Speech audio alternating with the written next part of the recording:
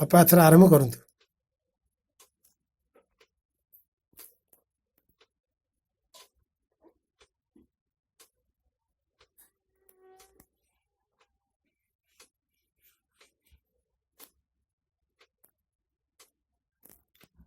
ବନ୍ଦେ ମାତରମ୍। ଆଜି ଏଇ ବାଲେଶ୍ୱର ଜିଲ୍ଲାର ଶ୍ରୀ ଅରବିନ୍ଦ ପାଠଚକ୍ର ସଂଗଠନ ତରଫରୁ ଆଲୋଚନା ହେଉଥିବା ଦିବ୍ୟ ପରିବାରର କର୍ମଶାଳାରେ ଉପସ୍ଥିତ ସମସ୍ତ ମାତୃପ୍ରେମୀ ଭାଇ ଓ ଭଉଣୀମାନଙ୍କୁ ହାର୍ଦ୍ଦିକ ପ୍ରଣାମ ଜଣାଉଛି। ବର୍ତ୍ତମାନ ମୁଁ ନମିତା ଆପାଙ୍କୁ ଅନୁରୋଧ କରିବି ସେ ବୈଦିକ ମନ୍ତ୍ର ଆବୃତ୍ତି କରିବେ ଏବଂ ତାପରେ ଆମେ ଅନ୍ୟାନ୍ୟ କାର୍ଯ୍ୟକ୍ରମ କରିବା। ଅପା।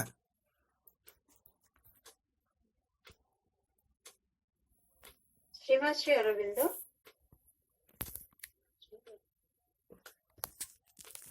ଗୀତାବୃତ୍ତି ଦଶମ ଅଧ୍ୟାୟ। ଯଚ୍ଛାପି ସର୍ବଭୂତାନାଂ ବୀଜଂ ତଦହମର୍ଜୁନ ন তদস্তি বিনা যচ্ছাৎ ময়া ভূতং চরাচরং নন্তস্তি মমদিত্যানাং বিভূতিনাং পরন্তপ এষ তুদ্দেশ্যতঃ প্রক্তো বিভূতির্বিস্তরো ময়া যচ্ছৎ বিভূতিমশ্চত্বং শ্রীমর্তুচিতমেব বা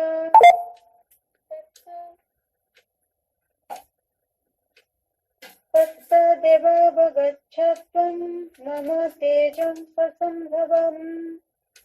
ସମସ୍ତ ପ୍ରାଣୀଙ୍କର ମୁଁ ବୀଜ, ମୋ ବ୍ୟତୀତ କେହି ସଂସାରରେ ଜନ୍ମ ହୋଇପାରେ ନାହିଁ। ହେ ଅର୍ଜୁନ, ଏହି ସବୁ ମୋର ବିଭୂତିକୁ ମୁଁ ସଂକ୍ଷେପରେ କହିଲି। ଯେତେ ପଦାର୍ଥ ଐଶ୍ୱର୍ଯ୍ୟପୂର୍ଣ୍ଣ ସମ୍ପତ୍ତିଯୁକ୍ତ ବଳ ତେଜ ପ୍ରଭାବ ଗୁଣରେ ଯେତେ ଶ୍ରେଷ୍ଠ ସେସବୁ ମୋରି ଠାରୁ ଜାତ। ସମସ୍ତ ପ୍ରାଣୀଙ୍କ ମୁଁ ବୀଜ, ମୁଁ ଅଟେ ଜାଣ ମୁଁ ଇନ୍ଦ୍ରାତ୍ମଜ। ମୋର ବ୍ୟତୀତ ଏ ସଂସାରେ କେ ଜନ୍ମ ହୋଇ ତ ନ ପାରେ।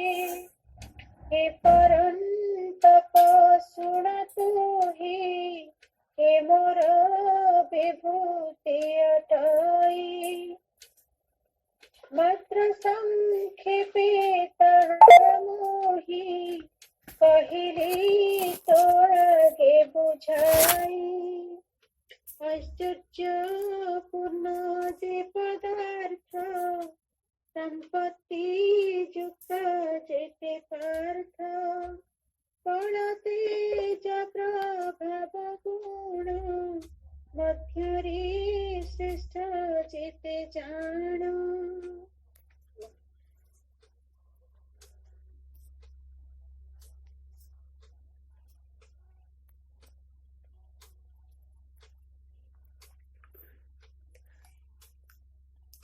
ଧନ୍ୟବାଦ ଅପା। ଅପାଙ୍କର ଏହି ସୁନ୍ଦର ମନ୍ତ୍ର ଆବୃତ୍ତି ନିଶ୍ଚିତ ଆମକୁ ଅଧିକ ଭକ୍ତି ପ୍ରେମ ଏବଂ ସମର୍ପଣରେ ମାଙ୍କ ପ୍ରତି କୃତଜ୍ଞତା ଅନ୍ତଃକରଣରେ ଭରି ଦେଉଥିବ। ଏବେ ଆମେ ଆଗକୁ ବଢ଼ିବା। ଆଜିର ଏହି କାର୍ଯ୍ୟକ୍ରମର ସୂଚନା ଆମେ ଆଗରୁ ଜାଣିଛୁ ଯେ ଆମେ ବାବାଜୀ ମହାରାଜଙ୍କ କୃତ ସେଇ ସୁନ୍ଦର ପୁସ୍ତକ ଯାହାକି ସାଧନାରେ ଭିତ୍ତି ଭାବରେ ଆମେ ସମସ୍ତେ ଗ୍ରହଣ କରିଛୁ। ଗ୍ରାହସ୍ଥ୍ୟ ଧର୍ମ ଏବଂ ଶ୍ରୀ ଅରବିନ୍ଦ ଯୋଗ ଯାହାକୁ ଆଧାର କରି ଦିବ୍ୟ ପରିବାର କର୍ମଶାଳାର ଆଜି 14ତମ ସନ୍ଧ୍ୟାରେ ଆମେ ସମସ୍ତେ ଏକତ୍ରିତ ହୋଇଛୁ। ଏଇଠି ଭାଇ ଆଲୋଚନା ଏବେ କରୁଛନ୍ତି ଯେ ସମର୍ପଣର ସରଳ ଉପାୟ। ବ୍ୟକ୍ତି ଯେଉଁ ପ୍ରକାର ଅବସ୍ଥାରେ ଏବେ ଅଛି, ଯଦି ସେ ସତରେ ସମର୍ପିତ ନ ହୁଏ, ନିଜକୁ ନିଃଶେଷରେ ଭଗବାନଙ୍କ ନିକଟରେ ନ ଦିଏ, ତାହେଲେ ଏହି କାର୍ଯ୍ୟ ନିଶ୍ଚିତ କଷ୍ଟକର ହେବ। କାରଣ ଆମେ ବାରମ୍ବାର ଜାଣିଛୁ ଏହା ରୂପାନ୍ତର ଯୁଗ। ଏଥିରେ ବ୍ୟକ୍ତିର ଅହଙ୍କାର ସବୁବେଳେ ହିଁ ଆଗକୁ ଆସିଥାଏ। କୌଣସି ଏମିତି ମୁହୂର୍ତ୍ତ ନାହିଁ ଯେତେବେଳେ ସେ ସବୁବେଳେ ମନେ ପକାଇ ପାରେ ମୁଁ କେବଳ ପ୍ରଭୁଙ୍କର, ତା ପାଇଁ ମୁଁ କାର୍ଯ୍ୟ କରୁଛି। ତାଙ୍କରି ଯନ୍ତ୍ରଟିଏ ବା ତାଙ୍କର ମାଧ୍ୟମ ଭାବରେ ମୋ ଭିତରେ ସବୁବେଳେ କାର୍ଯ୍ୟରତ ତାଙ୍କର ଇଚ୍ଛା ହେବା ଉଚିତ। ଏମିତି କୁହାଯାଇଛି ଯେ ଏହି ଯୁଗର ପ୍ରାରମ୍ଭ ମଧ୍ୟ ସମର୍ପଣ, ମଧ୍ୟମ ମଧ୍ୟ ସମର୍ପଣ ଏବଂ ଅନ୍ତ ଅବସ୍ଥା ମଧ୍ୟ ସମର୍ପଣ। ମା ବହିରେ ସେଇପାଇଁ ଶ୍ରୀମତୀ ଲେଖୁଛନ୍ତି, ଯଦି ଜୀବନ ପଥରେ ସକଳ ଭୟ, ସଙ୍କଟ ଓ ସର୍ବନାଶ ବିରୁଦ୍ଧରେ କବଚାବୃତ ହୋଇ ଚାଲିବାକୁ ଚାହଁ, ତେବେ କେବଳ ଦୁଇଟି ଜିନିଷ ପ୍ରୟୋଜନ। ସେ ଦୁଇଟି ସର୍ବଦା ଏକ ସଙ୍ଗେ ରହେ। ପ୍ରଥମଟି ହେଲା ମା ଭଗବତୀଙ୍କ କରୁଣା, ଆଉ ଦ୍ୱିତୀୟଟି ହେଲା ତୁମ ଆଡ଼ୁ ଶ୍ରଦ୍ଧା, ନିଷ୍ଠା ଓ ସମର୍ପଣରେ ଗଠିତ ତୁମର ଅନ୍ତଃକରଣ। ଅର୍ଥାତ୍ ଆମେ ଏଇଠୁ ବୁଝିପାରୁଥିବା ଯେ କେତେ ଦୂର ସେ ଶକ୍ତି କ୍ରିୟା କରିବ ଯଦି ଆମର ଏଇ ଦ୍ୱିତୀୟ ଅବସ୍ଥାଟି ଆମ ଭିତରେ କ୍ରିୟାଶୀଳ ନଥିବ।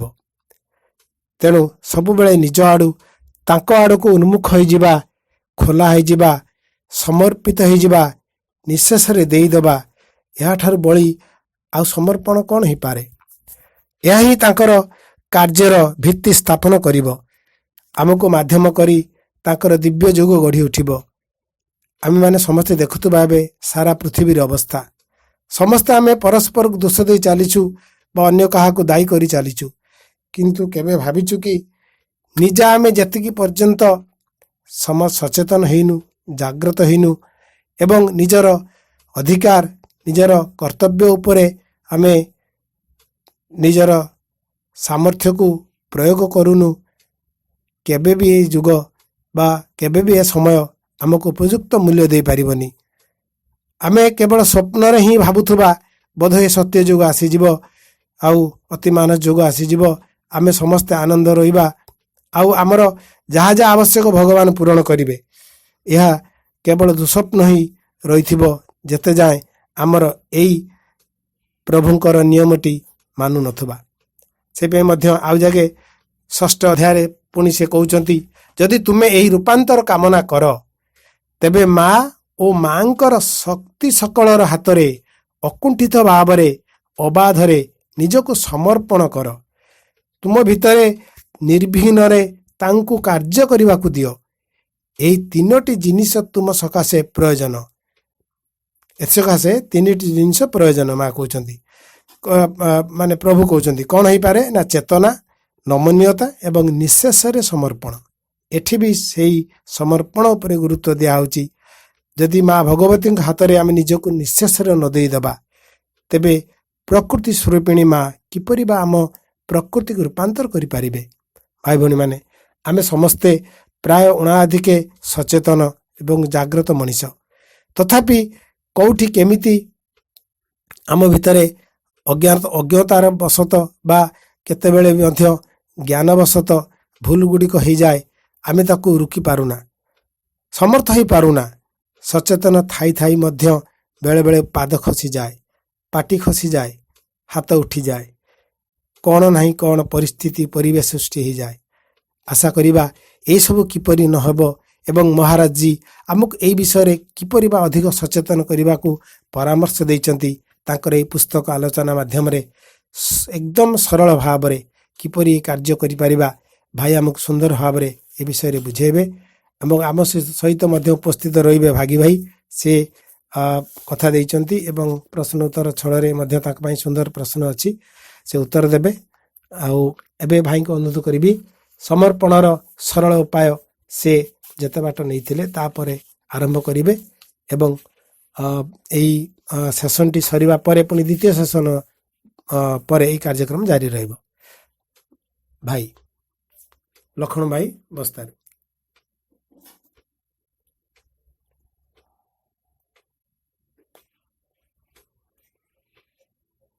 ହ୍ୟାଲୋ ହ୍ୟାଲୋ ଭାଇ, ଶୁଭୁଛି ତ? ଆଜ୍ଞା ଭାଇ, ଶୁଭୁଛି ଭାଇ। ହଁ, ଠିକ ଅଛି। ଓಂ ଶ୍ରୀମତା ଶରଣଂ ମମ, ଶ୍ରୀ ଅରବିନ୍ଦ ଶରଣଂ ମମ। ଆଜି ବାଲେଶ୍ୱର ଜିଲ୍ଲା ଶ୍ରୀ ଅରବିନ୍ଦ ପାଠଚକ୍ର ଆନୁକୂଲ୍ୟରେ ଯେଉଁ ଦିବ୍ୟ ପରିବାର କର୍ମଶାଳା କାର୍ଯ୍ୟକ୍ରମ ଚାଲୁ ରହିଛି। ଏହି କାର୍ଯ୍ୟକ୍ରମକୁ ପରିଚାଳନା କରୁଥିବା ଭାଇଙ୍କୁ ମୁଁ ପ୍ରଣାମ ଜ୍ଞାପନ କରୁଛି ଏବଂ ମୋର କୃତଜ୍ଞତା ଜ୍ଞାପନ କରୁଛି। ଏଥିସହିତ ଏଥିରେ ଯୋଗଦାନ କରିଥିବା ସୁଦୂର ବ୍ରହ୍ମପୁରରୁ ଭାଗୀରଥୀ ଭାଇ, ତାଙ୍କୁ ମଧ୍ୟ ମୁଁ ପ୍ରଣାମ ଜ୍ଞାପନ କରୁଛି ଏବଂ ଅନ୍ୟାନ୍ୟ ଭାଇମାନେ ଯେଉଁମାନେ ଏଠାରେ ଉପସ୍ଥିତ ଅଛନ୍ତି ସେମାନଙ୍କୁ ମୋର ହାର୍ଦ୍ଦିକ କୃତଜ୍ଞତା ଏବଂ ପ୍ରଣାମ। ଆମର ଏଇ ବାବାଜୀ ମହାରାଜଙ୍କ କୃତ ସମର୍ପଣର ସରଳ ଉପାୟ। ସମର୍ପଣ ଦ୍ୱାରା ସବୁ କିଛି ସମ୍ଭବ ହେଇଥାଏ।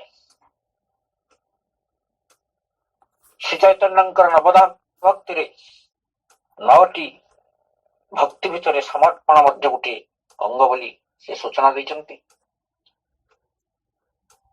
ସେ ସେଇ ସମର୍ପଣ ଦ୍ୱାରା ସବୁ କିଛି ସମ୍ଭବ।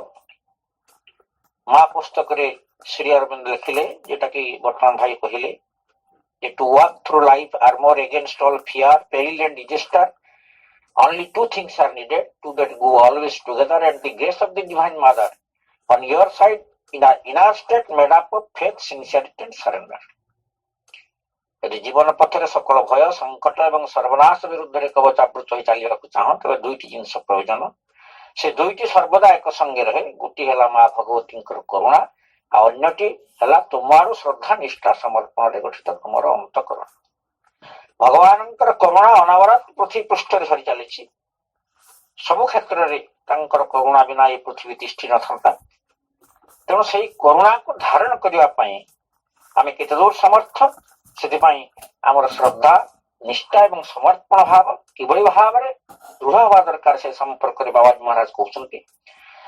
ଯୋଉଟା କି ଗତ ଥରେ ଆଲୋଚନା ଆମର ହେଇଥିଲା, ସେଇଠୁ ମୁଁ ଆରମ୍ଭ କରିବି। ଗୃହରେ ଏଇ ସେବା କରିବା ସକାଶେ ଭଗବାନ ତାଙ୍କୁ ଏଇ କର୍ତ୍ତବ୍ୟ ପାଳନ କରିବାକୁ ନିର୍ଦ୍ଦେଶ ଦେଇଛନ୍ତି। ବ୍ୟକ୍ତିକୁ କେଉଁ ଧାରଣା ନେଇ କାର୍ଯ୍ୟ କରିବାକୁ ହେବ, ନିମ୍ନରେ ତାହା ସୂଚନା ଦିଆଗଲା।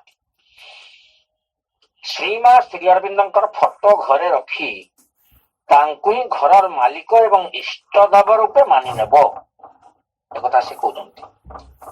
ତାଙ୍କର ଘର, ଆମେ ଆମ ଘର କରିଛୁ, ଆମ ଘରେ ମାଙ୍କୁ ରଖିଛୁ, ଭଗବାନଙ୍କୁ ରଖିଛୁ, ଜଗନ୍ନାଥଙ୍କୁ ଯାହା ବି କରୁ ଆମ ଘରେ ତାଙ୍କୁ ରଖିଛୁ। ଏଇ ମନୋଭାବ ନେଇକି ଆମେ ରଖିଥାଉ। ସକାଳ ଉଠିକି ଟିକେ ଫୁଲ ଧୂପ ଦେଇଦେଲେ, ଟିକେ ଚୂଡା ଗୁଡ ଟିକେ ଦେଇଦେଲେ, ଆମର କାମ ଶେଷ, ଦିନ ତମାମ କାମ ଶେଷ। ସେଭଳି ଭାବରେ ଭଗବାନଙ୍କୁ ସ୍ଥାପନ କରିବା କଥା କୁହାଯାଇ ନାହିଁ। ସେ କହୁଛନ୍ତି ତୁମେ ଯାହା ଏବଂ ତୁମର ଯାହା କିଛି ଅଛି ସବୁ କିଛି ତାଙ୍କୁ ଦେଇଦବା। ଅର୍ଥାତ୍ ଆମର ଯାହା ସବୁ କିଛି, ନିଜର ସମସ୍ତ ଶରୀର, ଜୀବକୋଷ ଠାରୁ ଆରମ୍ଭ କରି ସବୁ କିଛି, ଏବଂ ଆମର ଯାହା ବହିର୍ଜଗତରେ ଯୋଉ ସଂସାରୀ କ୍ଷେତ୍ରରେ ଯାହା ଧନ ସମ୍ପତ୍ତି, ପୁତ୍ର କନ୍ୟା ଯାହା କିଛି ଅଛି ସବୁ ତାଙ୍କର। ସେ କହୁଛନ୍ତି ତାଙ୍କୁ ହିଁ ଘରର ମାଲିକ ଏବଂ ଇଷ୍ଟ ରୂପେ ମାନି ନେବ। ଉଠିବା ସଙ୍ଗେ ସଙ୍ଗେ, ଅର୍ଥାତ୍ ନିଦରୁ ଉଠିବା ସଙ୍ଗେ ସଙ୍ଗେ ସେଇ ଇଷ୍ଟ ଦେବଙ୍କ ମୂର୍ତ୍ତିକୁ ହୃଦୟ ମଧ୍ୟରେ, ହୃଦୟର ଗଭୀରରେ ଧ୍ୟାନ କରିବ। ଗଭୀରରେ ହୃଦୟ ଗो ଡିପ୍ ଆଣ୍ଡ ଡିପ୍, ସେ କହୁଛନ୍ତି ଭିତରକୁ ଭିତରକୁ, ଯେତେ ଭିତରକୁ ଯିବ ସେଇଠି ତାଙ୍କର ଅବସ୍ଥାନ ଦେଖିବ। ନିଜେ ନିଜର ଯାହା କିଛି ଅଛି ସମସ୍ତ ସମର୍ପଣ କରିବ। ପ୍ରାର୍ଥନା କରିବ, ହେ ପ୍ରଭୁ, ଏଇ ସଂସାର, ଘର ପରିବାର, ଧନ ସମ୍ପତ୍ତି ସମସ୍ତ ତୁମରି, ମୁଁ ମଧ୍ୟ ତୁମରି। ତୁମେ ସର୍ବତ୍ର ସର୍ବବସ୍ତୁରେ ଓତପ୍ରୋତ ହୋଇ ରହିଅଛ, ସବୁଥିରେ ଏବଂ ସର୍ବବସ୍ତୁରେ, ଅତ୍ର ତତ୍ର ସର୍ବତ୍ର ସବୁଠାରେ ତାଙ୍କର ବିଦ୍ୟମାନ। ଖମ୍ବ ଭିତରୁ ଭଗବାନଙ୍କୁ ତାଙ୍କର ଦୃଢ ବଳରେ ପ୍ରକଟ କରେଇଦେଲେ। ତେଣୁ ସବୁ କ୍ଷେତ୍ରରେ ସେ ଅଛନ୍ତି। ଅଣୁ ପରମାଣୁ ଭିତରେ, ଧୂଳି କଣା ଭିତରେ, ସବୁଥିରେ ତାଙ୍କର ଉପସ୍ଥିତି ହିଁ ଅଛି। ଜଳ ଭିତରେ ଚେତନାର ଆବିର୍ଭାବ ହୁଏ ଯଦି ମଣିଷର ଅଭିପ୍ସା ଦୃଢ ହୁଏ। ତେଣୁ ସେ କହୁଛନ୍ତି ପ୍ରାର୍ଥନା କରିବ, ହେ ପ୍ରଭୁ, ଏଇ ସଂସାର, ଘର ପରିବାର, ଧନ ସମ୍ପତ୍ତି ସମସ୍ତ ତୁମରି, ମୁଁ ମଧ୍ୟ ତୁମରି। ତୁମେ ସର୍ବତ୍ର ସର୍ବବସ୍ତୁରେ ଓତପ୍ରୋତ ହୋଇ ରହିଅଛ। तुम छड़ा आउ किछि नाही एई संसार घर सर्व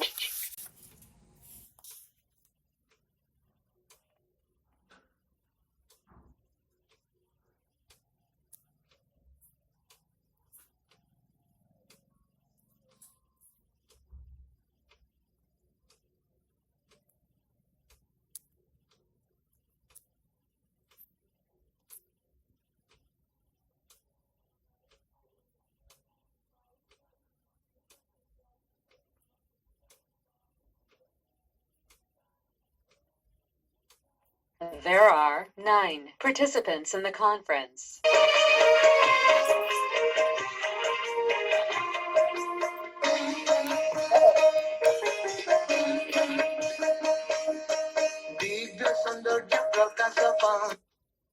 हेलो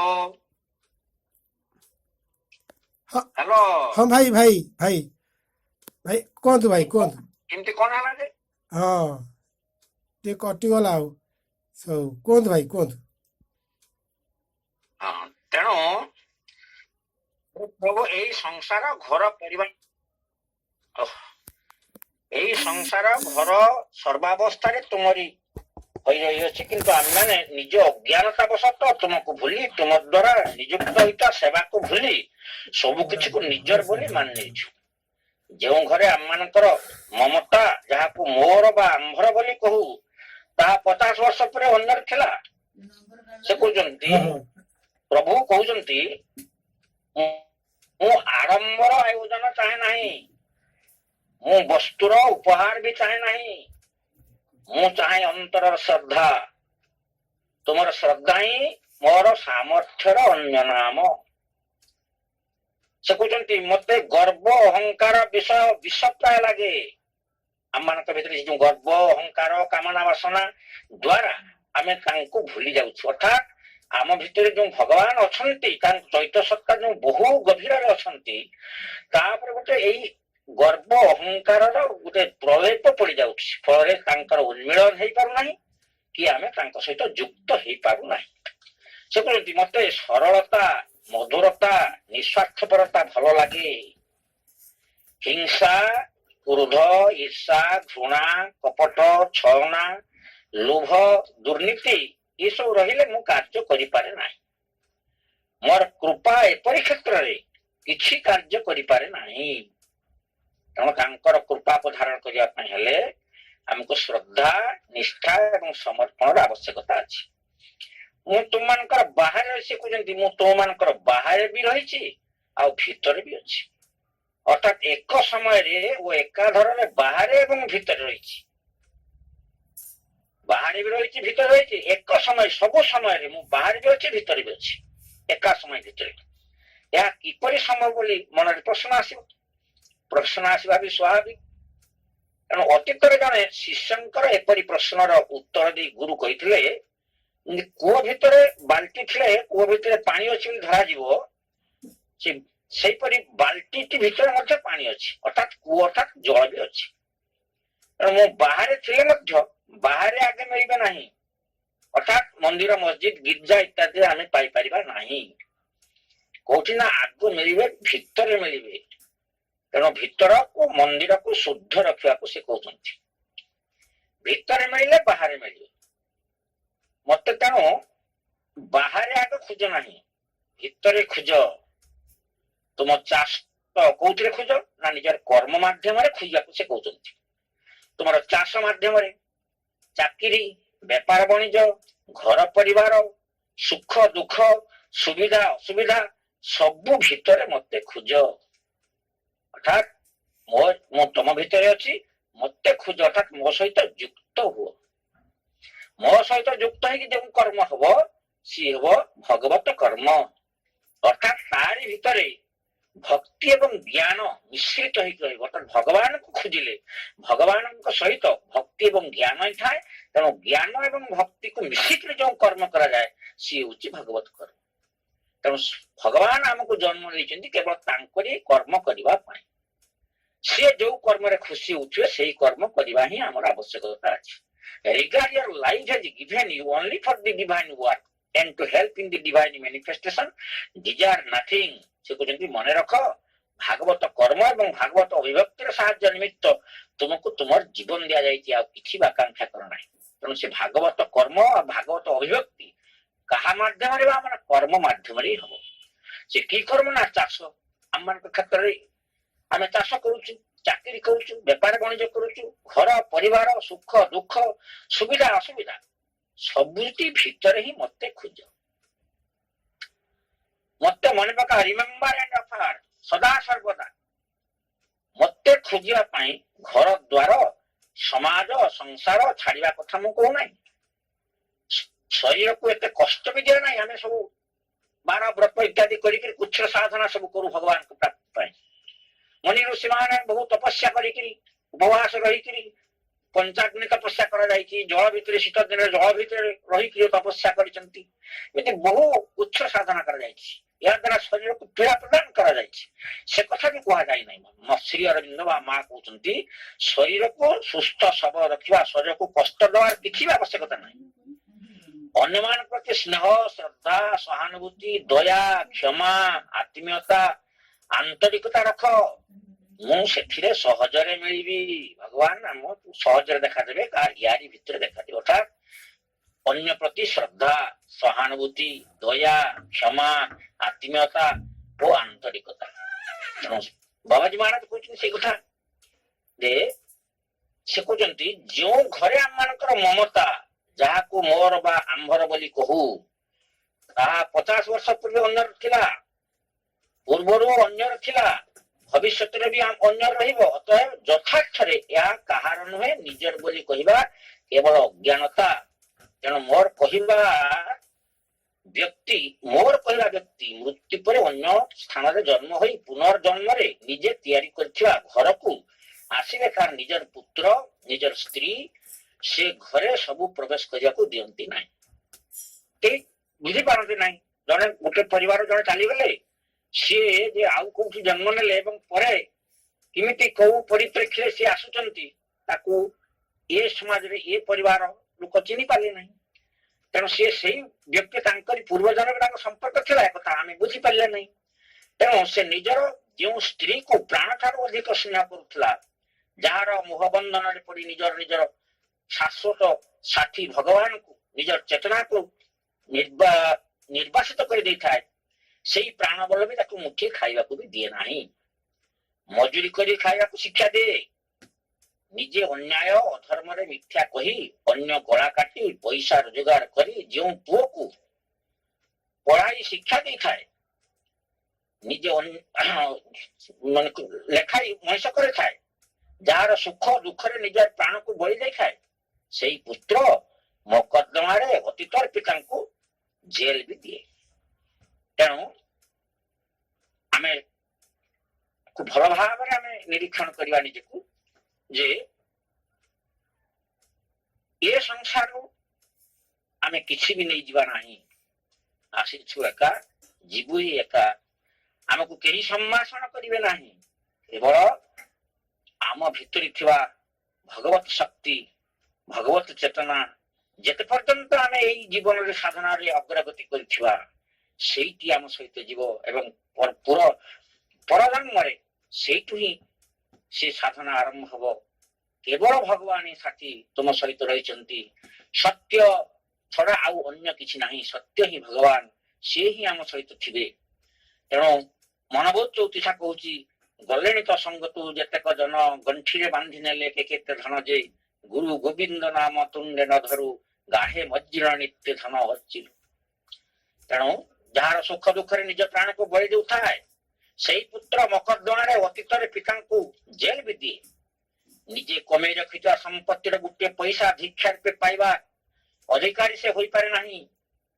ପ୍ରଭୁ ସେ କହୁଛନ୍ତି, ପ୍ରଭୁ ମନୁଷ୍ୟ ଏହା ଦେଖି ଜାଣିବା ସତ୍ତ୍ୱେ ତୁମ ମାୟାରେ ଏପରି ମୋହିତ ହୋଇଯାଏ ଯେ ଏହି ମିଥ୍ୟାକୁ ସତ୍ୟ ବୋଲି ମାନି ନିଏ। ତାର ପୂର୍ବପୁରୁଷ ମାନେ ଭ୍ରମବଶତଃ ଏହା ହିଁ କରି ଶେଷରେ ଚକ୍ଷୁ ବୁଝି ଖାଲି ହାତରେ ଚାଲିଯାଆନ୍ତି। ଏହା ଦେଖିବା ସତ୍ତ୍ୱେ ତାର ଚେତା ଆସେ ନାହିଁ। ସ୍ତ୍ରୀ ପୁତ୍ର କନ୍ୟା ଭାଇ ବନ୍ଧୁ ସବୁ ଧର୍ମଶାଳାରେ ରାତ୍ରି ବିଶ୍ରାମର ସାଥୀ ସଦୃଶ এটা গোটে ରଙ୍ଗମଞ୍ଚ, এটা গোটে ଧର୍ମଶାଳା, ଯିଏ ଯାହାର କର୍ତ୍ତବ୍ୟ ସମ୍ପାଦନ କରିକି ସେ ପୁଣି ଫେରିଯିବେ। ଏହା ଦେଖିବା ସତ୍ତ୍ୱେ ତାର ଚେତା ଆସେ ନାହିଁ। ଆମେ କାହିଁକି ଚେତା ଆମର ପୋଷୁ ନାହିଁ? ଯେହେତୁ ଆମେ ଭଗବାନଙ୍କୁ ଭୁଲିକିରି କାର୍ଯ୍ୟ କରୁଛୁ। ଭଗବାନଙ୍କର ଭୁଲିକିରି କାର୍ଯ୍ୟ କରୁଛୁ, ବିସ୍ମରଣ ହେଇଯାଉଛି ଯେ ଭଗବାନ ଆମ ଭିତରେ ଅଛନ୍ତି, ଏଇ କଥା ଆମର ଉପଲବ୍ଧି ହଉନାହିଁ। To find out the divine, to manifest the divine and to become the divine, এই কথাটি আমার স্মରଣ ରଖିବା ଆବଶ୍ୟକତା ଅଛି। ଆମକୁ ନିଜ ଭିତରେ ଖୋଜିବା, ଆମର ସମସ୍ତ କର୍ମ ଭିତରେ ଖୋଜିବା, to find out the divine, to manifest the divine, ସେଇ କର୍ମ ମଧ୍ୟରେ ତାଙ୍କୁ ଉପଲବ୍ଧି କରିବା, ତାଙ୍କୁ ପରିପ୍ରକାଶ କରିବା ଏବଂ ଶେଷରେ ଭଗବାନ ହେଇ ଉଠିବା। এই କଥା ହିଁ କୁହାଯାଇଛି। ଏହା ଦେଖିବା ସତ୍ତ୍ୱେ ତାର ଚେତା ଆସେ ନାହିଁ।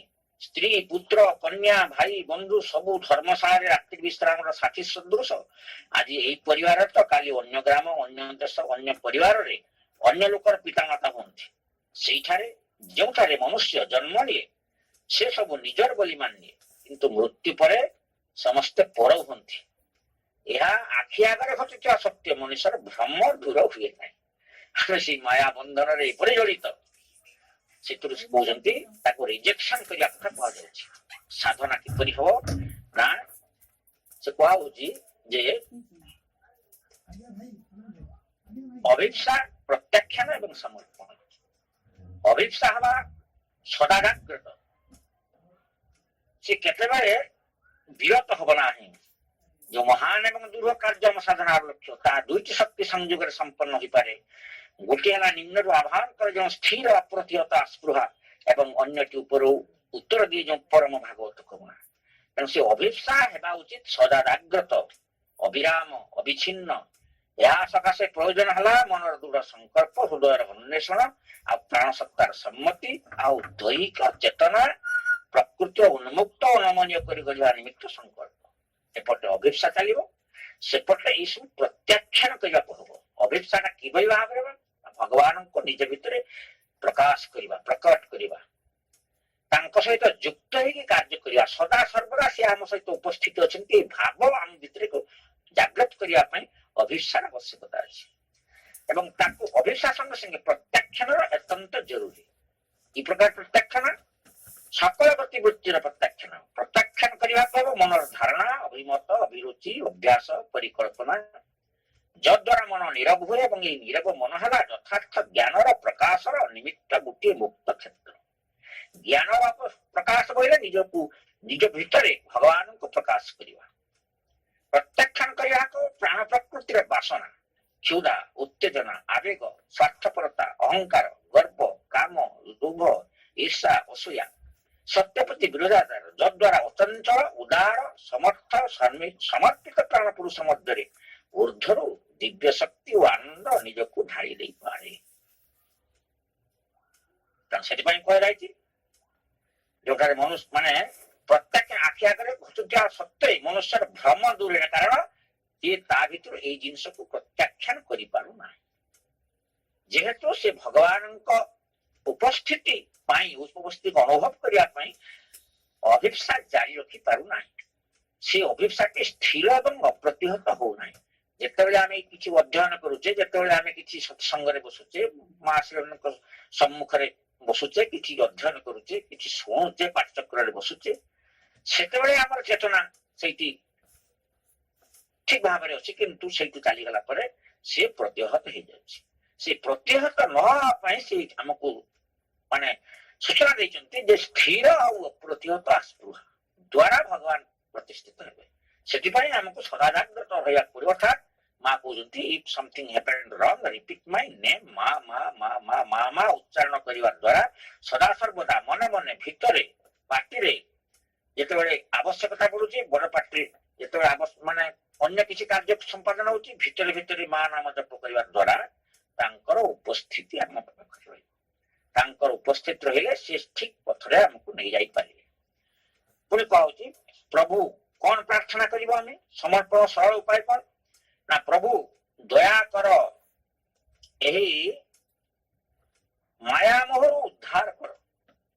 ସଂସାର, ଦେଶ, ଗ୍ରାମ, ପରିବାର ତୁମରି ଜାଣି ତୁମରି ଦ୍ୱାରା ନିର୍ଦ୍ଧାରିତ ଏହି ସେବାକୁ तुमरी पूजा रूपे संपादन करी जे जो कर्म क्षेत्र रे अछि ताको ईश्वरंकर सेवा बोली धरना पड़ियो तेणु से तुमर पूजा रूपे संपादन करी तुमको समर्पण करि पारे पुत्र परिवार रूपे तुम्हें स्वयं संसार रे छद्माकार धारण करी अछ निजको संसार स्वरूप रे प्रकट करवा सकाशे आमे जो पुत्र परिवार आत्म स्वजन जहाँ भी आमे कहू से होचंती तांकरी स्वरूप भगवान से स्वरूप आसिक आम पाखे पहुंचती कि आमे मायावशत तांकरी भितर आबद्ध हो जाउछ से संसार भितर आमे रहिबा किंतु सांसारिक बंधन हमको आबद्ध करि पारिबो नाही बोली से कहू केतरे आबद्ध करि पारिबो नाही जेतेबेले आमे सदा सर्वदा भगवान को सहित युक्त ही करथा समस्त कर्म कान करी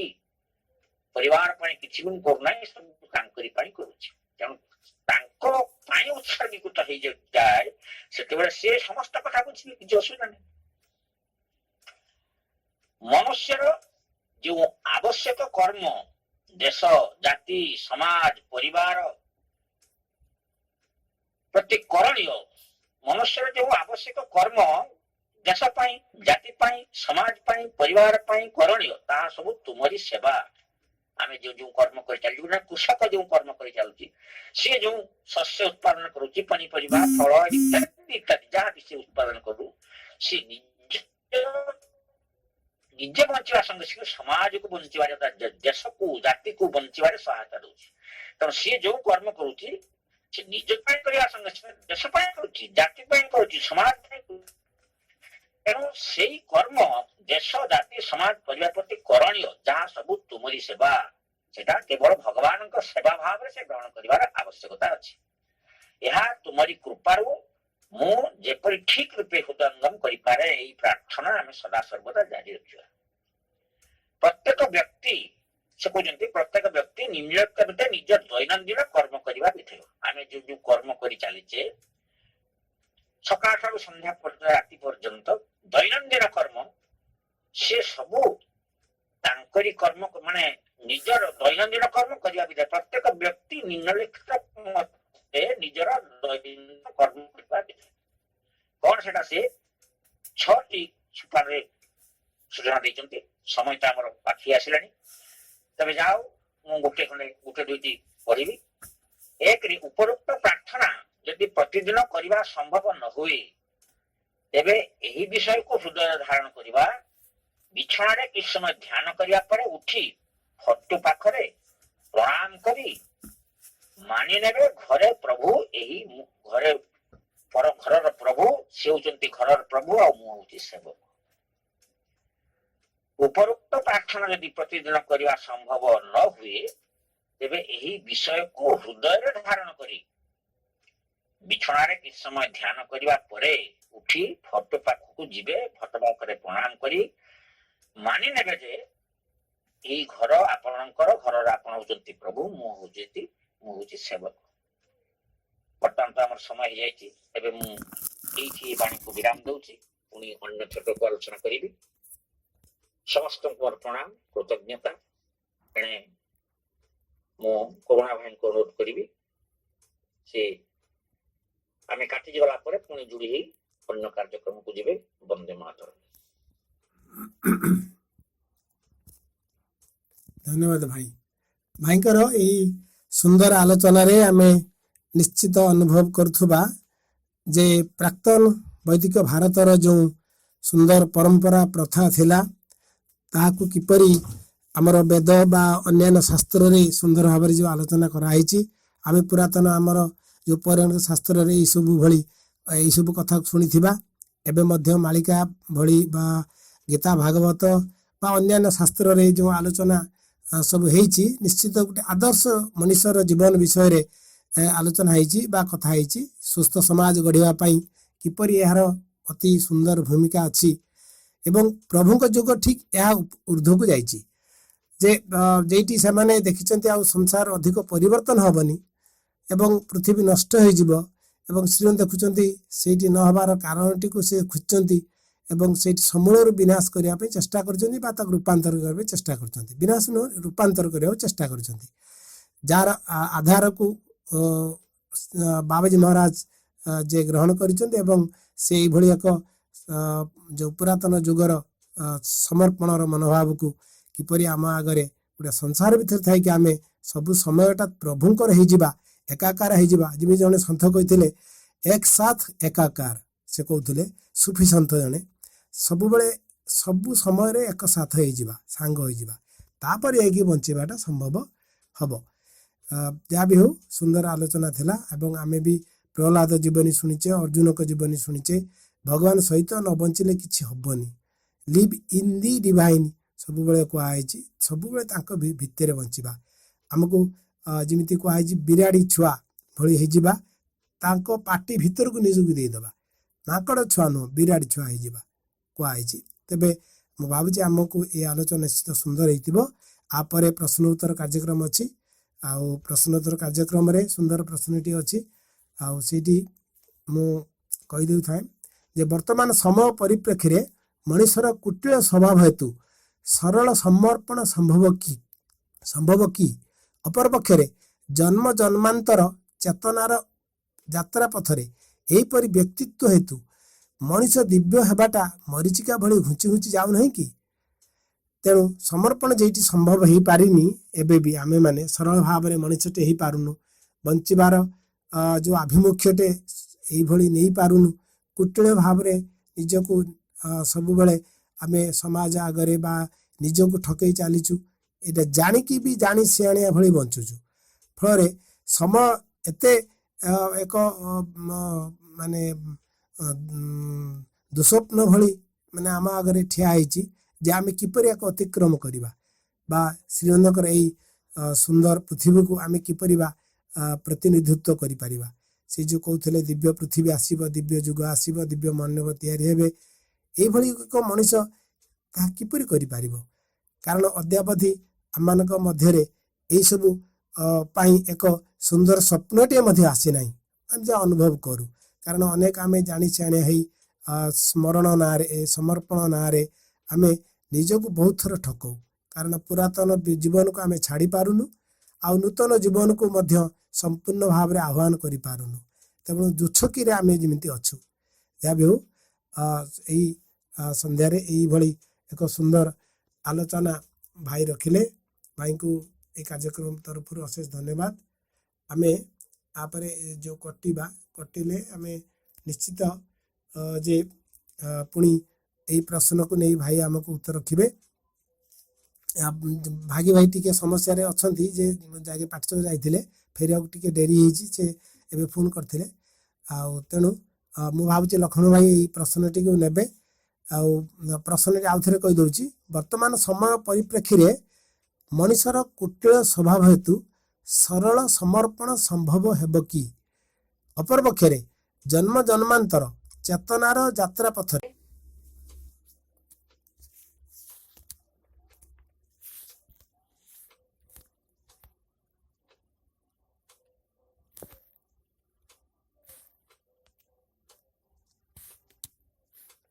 There are 4 participants in the conference. All participants are muted.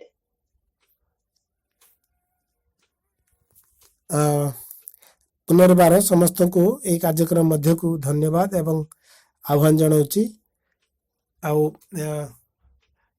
ଆପଣମାନେ ଏଇଠି ସୁନ୍ଦର ଭାବରେ ଭାଇଙ୍କ ପାଖରୁ ସରଳ ସମର୍ପଣର ସହଜ କଥାଟି ଶୁଣୁଥିଲେ। ଆଉ ଭାଇଙ୍କ ପାଇଁ ମଧ୍ୟ ଏଠି ଗୋଟିଏ ଜଣେ ଭାଇ କାଲି ପ୍ରଶ୍ନଟି କହୁଥିଲେ, ପୁରୀରୁ କହୁଥିଲେ ଏଇ ବିଷୟରେ ଯେ ଆମେ ବର୍ତ୍ତମାନ ଯେମିତି ଅବସ୍ଥାରେ ପହଞ୍ଚିଛୁ ଏବେ, ଯେ ଆମ ପକ୍ଷରେ ସରଳ ଭାବରେ ସମର୍ପିତ ହେବା ସମ୍ଭବ ହେଇପାରୁନି ବା ଏଇ କାର୍ଯ୍ୟ କରିବା ପାଇଁ ସମ୍ଭବ ହେଇପାରୁନି। ଓଡ଼ିଶାରେ ବିଭିନ୍ନ କାର୍ଯ୍ୟକ୍ରମର ରୂପରେଖକୁ ଆଧାର କରି ସେ କହୁଥିଲେ, ତାଙ୍କ ସହିତ ଏଇ ବିଷୟରେ ଆଲୋଚନା ହେଉଥିଲା। କହିଲା ଭାଇ କିପରି ସମ୍ଭବ ହେବ? ଆମେ ତ ଏତେ କୁଟିଳ, ଯେ ଆମ ଚରିତ୍ର ଏତେ କୁଟିଳ ଯେ ଆମେ ଯାହା ପଢ଼ୁଛୁ ଠିକ୍ ଉଲ୍ଟାଟା କରୁଛୁ। ଏମିତି ଭାଇ ଟିକେ ଆଗରୁ କହୁଥିଲେ, ଆଲୋଚନାରେ ସବୁ ଶୁଣିଲେ ବୁଝିଲେ, କିନ୍ତୁ କର୍ମ କଲା ବେଳକୁ ଠିକ୍ ଏଇ ନୂଆ ଚେତନାକୁ ଆମେ ଛୁଇଁ ପାରିବା ନାହିଁ। ତେଣୁ ସେ କହୁଛନ୍ତି ଜନ୍ମ ଜନ୍ମାନ୍ତରର ଏଇ ଚେତନା ନେଇ ଯେଉଁ ଆମେ ଗୋଟେ ବ୍ୟକ୍ତିତ୍ୱ ଏଇ ଯାତ୍ରା କରୁଛୁ, এইটা ଦିବ୍ୟ ହେବା ପାଇଁ ବା এইଭଳି ବ୍ୟକ୍ତିତ୍ୱ ପାଇଁ ଦିବ୍ୟ ମଣିଷ ହେବାଟା ଏକ ମରିଚିକା ଭଳି ମାନେ ଆମ ପାଖରୁ ଘୁଞ୍ଚି ଘୁଞ୍ଚି ଯାଉନି କି? ଭାଇଙ୍କୁ ଅନୁରୋଧ କରୁଛି, ଲକ୍ଷ୍ମଣ ଭାଇଙ୍କୁ, ଭାଇ ଏଇଥିରେ ଉତ୍ତର ଦେବେ।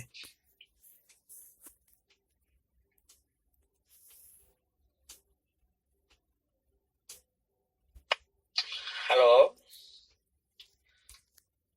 ହଁ ଭାଇ, ହଁ ଭାଇ ଶୁଭୁଛି, ଭାଇ ଶୁଭୁଛି।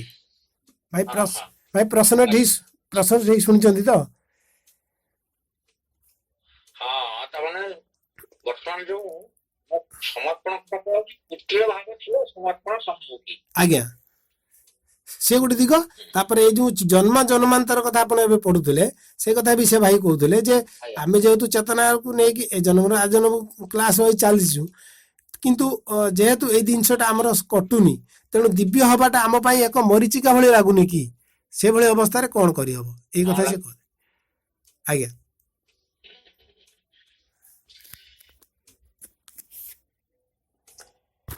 ମା ଆଦର୍ଶ ଶିଶୁ ପୁସ୍ତକରେ କହିଛନ୍ତି ଯେ ସରଳ ହେବ ଧୈର୍ଯ୍ୟବାନ, ସହନଶୀଳ, ଏଇ ସବୁ ଗୁଣ, ଯଦି ଏଇ ସବୁ ଗୁଣକୁ ଯଦି ଆମେ ଆବରି ନବୁ, ବା ଏଇ ସବୁ ଗୁଣ ଭିତରେ ଯଦି ଆମ ଦୈନନ୍ଦିନ କାର୍ଯ୍ୟ ସବୁ ଚାଲିବ, ତାହେଲେ ଆମ ଭିତରକୁ କୁଟିଳତା ପ୍ରବେଶ କରିପାରିବ ନାହିଁ।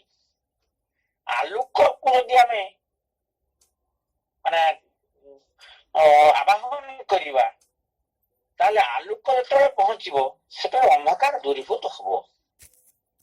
ତେଣୁ ଆମେ ସେଇ ଆଲୋକ ଅର୍ଥାତ ସତ୍ୟ, ସେଥିପାଇଁ ଉପନିଷଦ କାଳରୁ ମଣି ଋଷି ମାନେ ବୃହଦାରଣ୍ୟକ ଉପନିଷଦ କହୁଛନ୍ତି ସତମା ସଦ୍ଗମୟ, ମତେ ଅସତ୍ୟରୁ ସତ୍ୟ ଆଡକୁ ନେଇଯାଅ, ପ୍ରାର୍ଥନା କରିଛନ୍ତି। ତମସୁମା ଜ୍ୟୋତିର୍ଗମୟ, ତମସା ବୋଲେ ଅନ୍ଧକାରରୁ ମତେ ଆଲୋକ ଆଡକୁ ନେଇଯାଅ।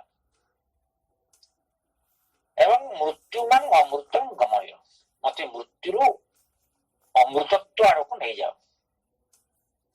ଏ କଥା ଆଜି ନୁହେଁ, ଉପନିଷଦ କାଳରୁ, ବହୁ ପ୍ରାଚୀନ କାଳରୁ ଏ ଭାରତୀୟ ସଂସ୍କୃତିରେ ଆମେ ଜାଣୁଛେ ସେମାନେ ପ୍ରାର୍ଥନା କରିଛନ୍ତି। କାହିଁକି ପ୍ରାର୍ଥନା କରିଛନ୍ତି? ନା ସିଏ ଭଗବାନଙ୍କୁ ପ୍ରାପ୍ତ ହବାର ମାନେ ପ୍ରାପ୍ତ ହବାର ଯୋଉ ଭାବନା ନେଇଛନ୍ତି, ସେଥିରେ ଏଇ କାର୍ଯ୍ୟଟି ଆବଶ୍ୟକତା ଅଛି। ମତେ ଅସତ୍ୟରୁ ସତ୍ୟ ଆଡକୁ ନେଇଯାଅ। ମୋର ଯଦି କୁଟିଳ ସ୍ୱଭାବ ଆସୁଛି, କୁଟିଳତା ସମଗ୍ର ସଂସାରରେ ଅଛି, ଏ ହଉଛି ବହିର୍ଜଗତର କଥା। ପିଲାଟି ଯେତେବେଳେ ଜନ୍ମ ନିଏ, ତା ଭିତରକୁ କୁଟିଳତା ପ୍ରବେଶ କରି ନାହିଁ, ସେ ଅତ୍ୟନ୍ତ ସରଳ, ତା ଭିତରେ କୌଣସି ପ୍ରକାର କୁଟିଳତା ନାହିଁ। ମା ତାର କେମିତି ରଖିବ, ତାକୁ କେମିତି ଖାଇବାକୁ ଦବ, କେମିତି କୋଉଠି ଶୋଇବ, ସେ ତା ମା ଉପରେ ନିର୍ଭର କରିଛି। ତେଣୁ ମା ଯେଭଳି ଭାବରେ କରିଛି, ସେଭଳି ଭାବରେ ସେ ବଞ୍ଚିକରି ଆଜି ଏ ସଂସାର କ୍ଷେତ୍ରରେ ଛିଡା ହେଇଛି। ତେଣୁ ସେଇ ମା ଉପରେ ସେ ସମ୍ପୂର୍ଣ୍ଣ ନିର୍ଭର କରିକି ଥିଲା। ତେଣୁ ଭଗବାନଙ୍କ ଉପରେ ଆମେ ସମସ୍ତେ ସେଇଭଳି ସମ୍ପୂର୍ଣ୍ଣ ନିର୍ଭରଶୀଳ ହବା କଥା କୁହାହଉଛି। ତେଣୁ ତା ନହେଲେ କୁଟିଳତା ଭିତରକୁ ପ୍ରବେଶ କରୁଛି, ଏଇ ବହିର୍ଜଗତର ଜିନିଷ ଆମ ଭିତରକୁ ଆସୁଛି। କାମନା, ବାସନା, ଲୋଭ, ମୋହ, ମଦ, ମାତ୍ସର୍ଯ୍ୟ, ଏଇ ସବୁ କଥା ଆସୁଛି। ମଣିଷ କିଛି ଦିନ ପାଇଁ ଆସିଛି, ଏଠି ବିଦାୟ ନବ, କିଛି ସେ ନେଇଯିବ ନାହିଁ ହାତରେ। ଆସିଛି ଏକା, ଯିବ ସେ ଏକା। ଏକଥା ଜାଣି ମଧ୍ୟ ସେ ପଥ ଭୁଡି ଯାଉଛି, ଭଗବାନଙ୍କୁ ସ୍ମରଣ କରୁନାହିଁ। କାହିଁ କରୁନାହିଁ? ଏଇ ସବୁ କାମ, ମାନେ ଏଇ ଯୋଉ ଆଶୁ ସ୍ୱାର୍ଥ, ମାନେ ଖୁବ ଶୀଘ୍ର କିଛି ଲାଭ ପାଇବ, କିଛି ସୁଖ ପାଇବ, ଆନନ୍ଦ ପାଇବ, ଏହାରି ପଛରେ ଥାଇଛି। କିନ୍ତୁ ତା ପଶ୍ଚାତରେ ଯୋଉ ଦୁଃଖ, କଷ୍ଟ, ଯନ୍ତ୍ରଣା, ଜରା, ବାର୍ଦ୍ଧକ୍ୟ, ମୃତ୍ୟୁ ଅଛି, ସେ କଥା ସେ ଜାଣୁଛି, କିନ୍ତୁ କ୍ଷଣିକ ସୁଖ ପାଇଁ ସେଇ ତାହାରି ପଛରେ ସେ ଧାବିତ। ଏମିତି ଧାବିତ, କାହିଁକି ଧାବିତ ହଉଛି? ଯେ ପର୍ଯ୍ୟନ୍ତ ସେ ଭଗବାନଙ୍କୁ ନିଜ ଭିତରେ ପ୍ରକାଶ କରିପାରେ ନାହିଁ। ମୁଁ ଭଗବାନଙ୍କ ପାଇଁ କାର୍ଯ୍ୟ କରୁଛି, ମୁଁ ଭଗବାନଙ୍କ ପାଇଁ ବଞ୍ଚିଛି, ମନେ ରଖ, ଭାଗବତ କର୍ମ ଭାଗବତ ସାହାଯ୍ୟ ନିମିତ୍ତ ତମକୁ ତୁମର ଜୀବନ ଦିଆଯାଇଛି। ଏଇ ସଚେତନତା ଭିତରେ ଆସୁନାହିଁ। ଏଇ ସଚେତନତା ଯେ ପର୍ଯ୍ୟନ୍ତ ନ ଆସିଛି, ସେ ପର୍ଯ୍ୟନ୍ତ ଏଇ କୁଟିଳତା ଭିତରକୁ ପ୍ରବେଶ କରିବ। ଯେ ପର୍ଯ୍ୟନ୍ତ କୁଟିଳତା ଭିତରେ ଅଛି, ଏଇ ସବୁ ଜିନିଷ ଅଛି, ଅର୍ଥାତ୍ ଯୋଉ କାମନା ବାସନା ଯୋଉ ରିଜେକ୍ସନ ଆମେ କରିପାରି ନାହୁଁ, ସେ କହୁଛନ୍ତି ଅଭିପ୍ସା ପ୍ରତ୍ୟାଖ୍ୟାନ ଏବଂ ସମର୍ପଣ, ଅଭିପ୍ସା ଏବଂ ପ୍ରତ୍ୟାଖ୍ୟାନ, ଏଇ ଦୁଇଟି ଜିନିଷ ଯଦି ଆମ ଭିତରେ ନ ରହିବ ସମର୍ପଣ ସମ୍ଭବ ନୁହେଁ। ତେଣୁ ସମ୍ଭବ କେବେ ସମର୍ପଣ ହେଇପାରିବ ନାହିଁ। କୁଟିଳତା ଥିଲେ ସମ୍ଭବ ମାନେ ସମର୍ପଣ ସମ୍ଭବ ନୁହେଁ। ତେଣୁ ସେଥିପାଇଁ ସେ କହୁଛନ୍ତି ହେବ ଉଦାର। ଭଗବାନଙ୍କୁ ଦର୍ଶନ କରିପାରିବା ନାହିଁ, ଭଗବାନଙ୍କ ସହିତ ଯୁକ୍ତ ହେଇପାରିବା ନାହିଁ ଯେପର୍ଯ୍ୟନ୍ତ ଆମର ସେଇ ଭାବନା ହିଁ ଥିବ। ଅର୍ଥାତ ଅହଙ୍କାର ଭାବ ଥିବ। ଦ୍ରୌପଦୀ ଭଗବତ ପ୍ରାପ୍ତି ହେଇପାରିଲେନି, ଯେତେବେଳେ ବିବସ୍ତ୍ର କରାଯାଉଛି ସେତେବେଳେ ମଧ୍ୟ ଅହଙ୍କାର ଅଛି ଯେ ମୋର ପଞ୍ଚସ୍ୱାମୀ ଚତୁର୍ପାର୍ଶ୍ୱରେ ହେଇକି ଅଛନ୍ତି, ଏକା ଭୀମକୁ କିଏ ପାରିବ? ଭୀମକୁ ଏକା ଭୀମ ସମଗ୍ର ଏଇ କୁରୁସଭାକୁ ସେ ଦମନ କରିଦେଇ ପାରିବ, ଏଇ ଅହଙ୍କାର ଥିଲା। କିନ୍ତୁ ଯେତେବେଳେ ଦୁଶାସନ ତାର ବସ୍ତ୍ର ଉଗାଳୁଛି ସେତେବେଳେ ସେ ନୀରବ ରହିଛନ୍ତି, କାରଣ ସେମାନେ ସତ୍ୟନିଷ୍ଠ ହେଇଛନ୍ତି। ସେତେବେଳେ ସେ ଫେରିଆ ହେଲା ପରେ ନିଜ ଦୁଇ ବାହୁରେ ଜାବୁଡି ଧରିଛନ୍ତି ବସ୍ତ୍ରକୁ, ନିଜର ଶକ୍ତିକୁ ପ୍ରୟୋଗ କରୁଛନ୍ତି, ଅହଙ୍କାର।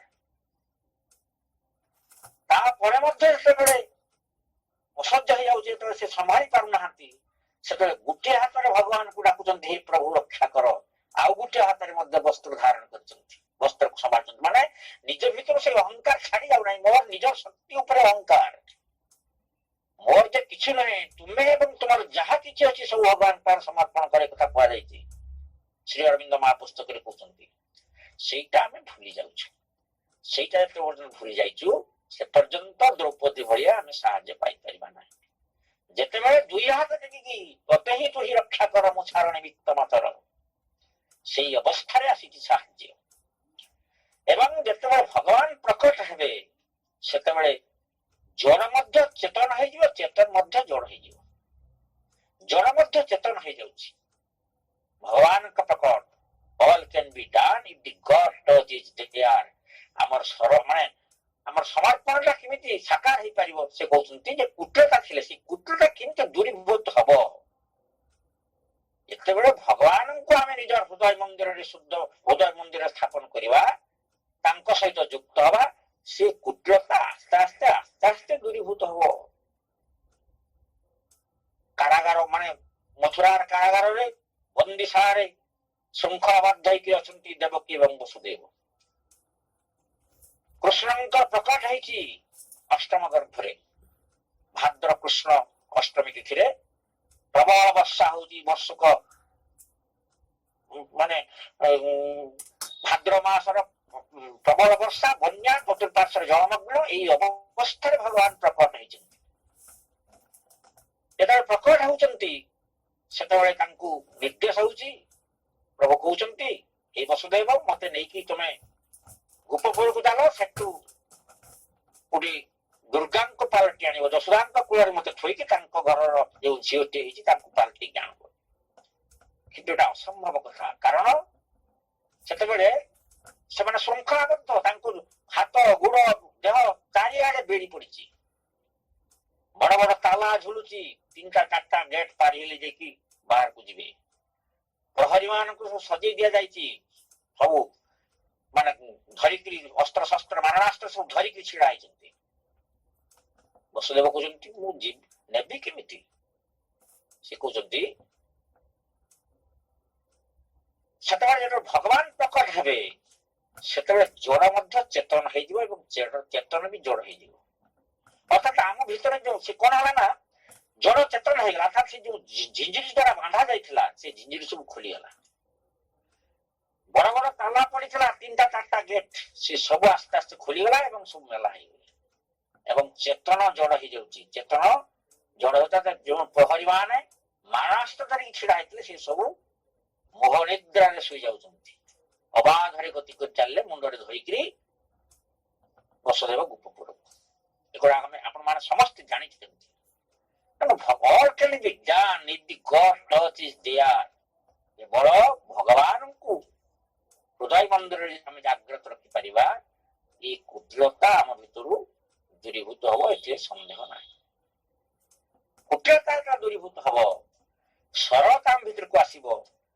ଯେତେବେଳେ ସରଳ ଶିଶୁଟିଏ ହୋଇ ଆତ୍ମସମର୍ପଣ କରିବା, ସବୁବେଳେ ଭଗବାନ ମାଙ୍କ ଉପରେ ଭଗବାନଙ୍କ ଉପରେ ଆମେ ଯଦି ନିର୍ଭରଶୀଳ ହବା, ନିର୍ଭର କାରଣ ବିଶ୍ୱାସ ନୁହେଁ, କେବଳ ମାନେ ଭରସା, कहते विश्वास प्रत्याख्यान एवं समर्पण विश्वास का इभଳି भाव रहा दरकार आउ किछि भी नहीं जमिति प्रहल्लाद तांकर खम्ब भितर माने हिरण्याक्ष माने हिरण्य सॉरी मूर्ख जी नरसिंह रूप दर्शन करे गले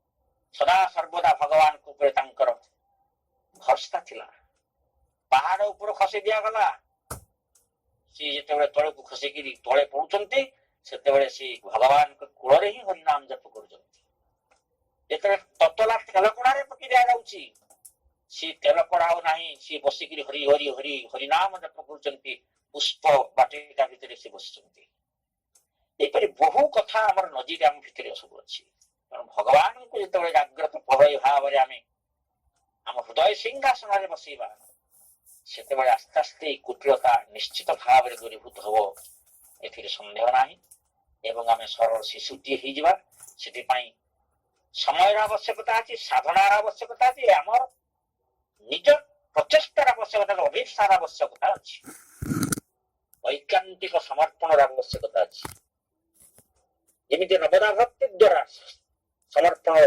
संभव होइछि श्री चैतन्य वैष्णव धर्मर नवदा भक्ति श्रवण नित्यनं विष्णु स्मरणं पाद सेवनम वंदनं अर्चनं दास्य साक्ष्यमात्म निवेदनम ए कथा कहा जाइछि देखुछंती श्रवणं कीर्तनं विष्णु श्रवण करिबा अर्थात भगवानंकर नाम को हमें सदा सदा श्रवण करिबार प्रचेष्टा करिबा कीर्तन करिबा सुखदेव गोस्वामी जेतेबेले माने श्रवण केमिति ना सुखदेव गोस्वामी परीक्षित राजांकु श्रीमद् भागवत पढ़ी कि शुणेले सुखदेव गोस्वामी एवं परीक्षित राजा सुखदेव ठारू से भागवत स्मरण करिके निजे भगवत प्राप्ति मध्य हेले श्रवणं कीर्तनं विष्णु कीर्तन करिबा जो नाम को गान करिबा बारंबार गान करिबा नाहं तिष्ठामि वैकुंठे जोगिनां हृदयेन मदभक्ता तत्र गायन्ति तत्र तिष्ठामि नारद मु वैकुंठ न थाए जोगी मानक हृदय न थाए नाहं तिष्ठामि वैकुंठे जोगिनां हृदयेन मदभक्ता मोर भक्त मान जोठी मोर नाम को गान करुथांती गायन करुथांती मोर नाम स्मरण करुथांती मु सेठारे ही उपस्थित थाए जेतेबेले आपण माने समस्त जानिचंती श्री जगन्नाथंकर कथा गीत गोविंद गान करिकरी बाईगण बाड़ी बाईगण तुलुला बेले माने माने गीत गोविंद गान होउची भगवान माने गीत से बाईगण टिट होउची एई अवसर जगन्नाथ गीत गोविंद को माने तार कंठर लालित्य अर्थात गीत गोविंद स्मरण करू श्रवण करू तांकरी पाखरे उपस्थित होइचंती तांका उत्तरीय सेठी लागि जाईची समस्ते परे देखा गला उत्तरीय काई रत्न सिंहासन रे वरिष्ठ प्रभु उत्तरीय काई तापर देखा गला भक्तर बाड़ी बाईगण बाड़ी अछि अर्थात से भक्त जनक माने गीत गोविंद उच्चारण करू भगवान को सेठी उपविष्ट करे दैछि अर्थात भगवान सहित जेठी तार नाम गान हुए से सहित उपस्थित होइथांती श्रवणं कीर्तनं विष्णु स्मरणं पाद सेवनम स्मरणं जे स्मरण करूची बारंबार से कहउचंती स्मरणं जे स्मरण करूची सदा सर्वदा तांको मने पकुची रिमेंबर एंड ऑफ हार्ट मा कहउचंती सदा सर्वदा रिमेंबर करूची ताको बारंबार करूची त भगवान को सब बेले तांको नाम स्मरण करूची मा मा मा मा मा मा मा तेणु स्मरणं पाद सेवनम पाद सेवा करिया भगवान पाद सेवा माँ लक्ष्मी तांक पाखरे समर्पित होइछन्ति तांक पाद सेवा करिके अर्चनं वंदनं दास्य अर्चना पूजा अर्चना करिया माध्यम समर्पण भाव अस्ति वंदना गान करिया माध्यम तांको वंदापना करिया वंदना करिया अत्यंत काकष्ट होइकरी भगवान को प्रार्थना करिया यहा मध्य समर्पण राखु गोटे बाट वंदनं अर्चनं वंदनं दास्यं दास्य बोले दास चाकर प्रवृत्ति भगवान ଚାକର ବା ସେବକ ହେଇଯିବା। ବନ୍ଧନଙ୍କ ଦାସ୍ୟ ସାକ୍ଷ୍ୟ ମାତ୍ର ନିବେଦନ ଅର୍ଥାତ୍ ସଖା ଭାବରେ ମଧ୍ୟ ସମର୍ପଣ କରାଯାଇପାରିବ। ଅର୍ଜୁନ କୁରୁକ୍ଷେତ୍ର ଯୁଦ୍ଧରେ ସମର୍ପିତ ହେଇଗଲେ ସଖା ଭାବରେ, ବନ୍ଧୁ ଭାବରେ। ତେଣୁ ନବଦାଭକ୍ତିରେ ଚୈତନ୍ୟଙ୍କର ଯୋଉ ବୈଷ୍ଣବ ଧର୍ମର ନବଦାଭକ୍ତି, ୟାରି ମାଧ୍ୟମରେ ମଧ୍ୟ ସମର୍ପଣ ଭାବ ଆସିପାରିବ। ତେଣୁ ଏହି ସବୁ କାର୍ଯ୍ୟକୁ ଏଇ 9ଟି ପ୍ରକାର କାର୍ଯ୍ୟ ମଧ୍ୟ ଆମର କର୍ମ ମାଧ୍ୟମରେ ଆମେ ବିନିଯୋଗ କରିପାରିବା ଯଦି, ତାହେଲେ ନିଶ୍ଚିତ ଭାବରେ ଆମେ ଏଇଥିରୁ ଏଇ କୁଟିଳତା ଭାବ ଆମର ଆସ୍ତେ ଆସ୍ତେ ଦୂରୀଭୂତ ହବ। ଆମେ ସରଳ ଶିଶୁଟି ହେଇ ପ୍ରଭୁଙ୍କ ପାଖରେ ସମର୍ପିତ ହେଇପାରିବା। ଆଉ ଗୋଟେ ପ୍ରଶ୍ନ କଣ ଥିଲା ମୋର ଟିକେ ଖିଆଲ ଆସୁନାହିଁ। ଯାହା ବି ହଉ ଆଉ ତ ସମୟ ଅଛି ଅତିକ୍ରାନ୍ତ। ହଁ, ପ୍ରଶ୍ନ ଥିଲା ଭାଇ ପ୍ରଶ୍ନ ଥିଲା ଏଇ ଯୋଉ ଦିବ୍ୟ ମଣିଷ ହବାଟା ମାନେ ମରିଚିକା ଭଳି ଆମ ପାଖରୁ ଘୁଞ୍ଚି ଘୁଞ୍ଚି ଯାଉନି କି?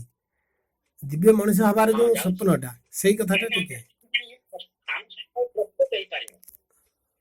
ସେଥିପାଇଁ ଆମେ ପ୍ରସ୍ତୁତ ହେଇପାରିଲେ ଆମ ଭିତରେ ଅଭାବ ଅଛି ଯେ ଯେଉଁ ଅତିମାନସ ଶକ୍ତିକୁ ପୃଥିବୀକୁ ଉତାରି ଆଣିଲେ ପ୍ରଭୁ 1950 ମସିହା ଡିସେମ୍ବର 5 ତାରିଖରେ, ତା ପୂର୍ବରୁ ସେ ନିଶ୍ଚିତ ଭାବରେ ଅନୁଭବ କଲେ ଯେ ପୃଥିବୀ ତାକୁ ଧାରଣ କରିବା ପାଇଁ ପ୍ରସ୍ତୁତ ହେଇନାହିଁ।